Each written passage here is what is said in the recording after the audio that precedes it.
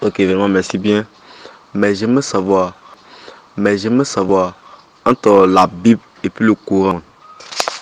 D'accord. En réalité, la Bible, son format actuel que nous voyons, voilà, la Bible que tu vois que les chrétiens ont entre les mains, c'est un format qui est très récent, qui ne date pas plus de 2 à 300 ans. Voilà, ils ont mis ça dans l'époque, c'était de bouche à oreille. Voilà, c'était par transmission orale qu'ils avaient la Bible mémorisée dans la. Voilà. Il y avait que quelques écrits de l'évangile que les chrétiens avaient entre les mains à l'époque du prophète, mais c'était pas la Bible tout le temps. La Bible, à la page, à la base même, quand on dit Bible, ça veut dire bibliothèque, voilà. Un ensemble d'ouvrages que les chrétiens appellent une bibliothèque céleste. Mais en réalité, c'est un rassemblé d'écrits, voilà, qui trace un peu l'histoire des Juifs aux enfants d'Israël jusqu'à Jésus. Mais ici, c'est la Torah. Allah même dit dans le Coran que la Torah a été révélée à Moïse, c'est l'authentique. Moïse, c'est l'authentique. Et l'évangile a été révélé à Jésus, c'est l'authentique. Dit que ces livres-là n'ont pas été conservés dans leur texte original. Voilà, ils ont été modifiés par voilà, par les Juifs, les rabbins ainsi que les Juifs. Donc, bien vrai que Moussa est passé avant le prophète Mohammed, c'est lui qui a envoyé la Torah, ce que les chrétiens appellent l'Ancien Testament. Et Jésus a envoyé l'évangile environ 600 ans avant que le prophète Mohammed n'apparaisse. Donc le prophète Mohammed est apparu 600 ans après Jésus et il est venu avec le Coran qui est confirmateur de ce qui était dans l'évangile et dans la Torah. Donc le fait que Jésus est venu après Moïse ne remet pas en cause la légitimité du message de Jésus. D'autant plus que dans la Bible, Jésus lui-même, quand il est arrivé, les Juifs ont commencé à lui parler, mais toi tu es qui? Nous on a déjà Moïse, on a déjà la Torah, pourquoi on va te suivre? C'est ça que Jésus a dit dans Matthieu. Il dit, ne pensez pas que je suis venu pour abolir la loi, ni pour accomplir les prophètes, mais je suis venu non pas pour les supprimer, mais je suis venu pour les accomplir, pour les donner tout leur sens. Donc, chez Dieu, il n'y a pas de différence différente. Et le Coran, quand il est venu confirmer tout ce qui était dans dans la Torah et dans l'Évangile, malgré que l'Évangile et la Torah aujourd'hui a plus son vrai. Voilà, il y a eu plusieurs modifications.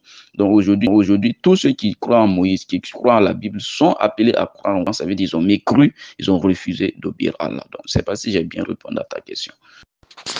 Voilà, j'ai compris votre explication, mais je demande entre la Bible et le Coran, c'est laquelle qui est venue au monde premièrement. Maintenant, j'aimerais savoir quelle est la différence entre l'Ancien Testament et puis le Nouveau Testament. Ouais, frère, je vois ta question. Mais ta question, c'est une question, par exemple, pour à ce qu'on puisse savoir est-ce que la Bible et le Coran peuvent se comparer? Non. La Bible, c'est comme je t'ai dit. Est-ce que tu, je sais pas si tu sais, je sais pas si tu sais que dans la Bible, là, il y a des textes qui sont manquants et souvent les versions sont pas pareilles, hein, puisqu'il y a plusieurs Bibles. Quand tu demandes même aux chrétiens, Jérusalem, Bible catholique qui a environ 79 livres, Bible et protestante qui a 66 livres, Bible de Jérusalem qui a encore plus de livres, Bible d'Éthiopie, il y a plusieurs Bibles. Mais si on pose la question de savoir entre les prophètes qui ont eu l'évangile, nous sommes d'accord que l'évangile a été révélé à Jésus, mais le Nouveau Testament n'a pas été révélé à Jésus. Parce que dans le Nouveau Testament, il n'y a que quatre évangiles qui sont canoniques, qui sont synoptiques, ils disent que c'est Jésus qui a parlé. Tout le reste, en fait, tout le reste est attribué à Paul, tantôt à certains des apôtres. Donc, si on pose la question de savoir entre l'évangile et le Coran, lequel est venu en premier, on peut répondre qui est venu en premier. Mais si on pose la question, la Bible et le Coran, tout en sachant que la Bible, c'est pas un livre de Dieu, non. Dans la Bible, il y a les propos, il y a les livres divins. Mais la Bible en elle-même n'est pas une révélation. Tu comprends un peu? Je veux que tu comprennes plus. La Bible en elle-même n'est pas une révélation de Dieu, mais elle contient des révélations telles que l'évangile, les propos de Jésus, même s'il n'est pas en intégralité. Il y a la Torah aussi, l'Ancien Testament. Voilà. Donc, c'est pour ça, on ne peut pas poser la question de savoir en premier. Voilà. Mais si tu disais, par exemple, entre l'évangile et le Coran, on dirait que l'évangile est venu avant le Coran. Voilà. Parce que les livres sont attribués aux prophètes. Ce sont les. Bon, si je te pose, par exemple, la question, quel prophète a apporté la Bible? Il n'y en a pas. Voilà, la Bible. Par contre, ils ont reçu l'évangile, le Zabour, ainsi que la Torah.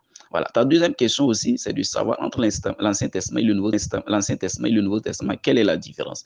Seulement que dans l'Ancien Testament, c'était une loi qui était prescrite aux Juifs. Voilà, selon certains, les chrétiens, à l'arrivée de Jésus, voilà, ceux qui ont suivi Jésus ont jugé bon de voilà, il y avait, c'est pas Jésus même, hein, c'est pas Jésus même, hein, voilà, puisque Jésus, lui, n'a pas changé. C'est l'apôtre Paul, en quelque sorte, voilà, qui est venu et qui a eu la doctrine, la loi, en disant tout simplement que bien vrai que l'Ancien Testament, ça concerne les Juifs, c'est la loi juive, mais le Nouveau Testament qui est composé beaucoup plus des écrits de Paul que de Juifs. Voilà, on décidait maintenant de dire, bon, le salut était aux enfants d'Israël, mais à travers Jésus, à travers une vision que Paul, selon lui, a reçue dans Actes des Apôtres, chapitre 22, verset 9, et Actes des Apôtres, chapitre 9, verset 7, selon lui, que lui, il est l'apôtre des non-juifs. Et il devait dire tout simplement, voilà, cette loi qui concernait les Juifs, les circoncis, désormais, ça ne les concerne pas eux seulement le message de Dieu, mais ça concerne tous ceux, voilà, qui vont accepter le message de Jésus. C'est pour ça qu'ils appellent ça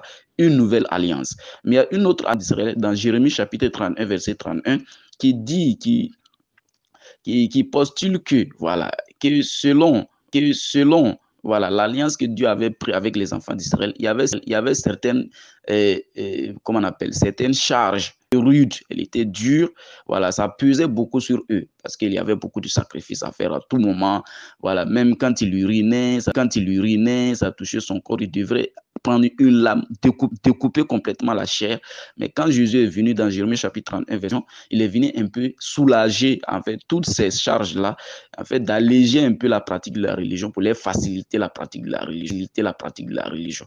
Donc, c'est ce qu'ils appellent un Nouveau Testament, une nouvelle alliance. Donc, voilà un peu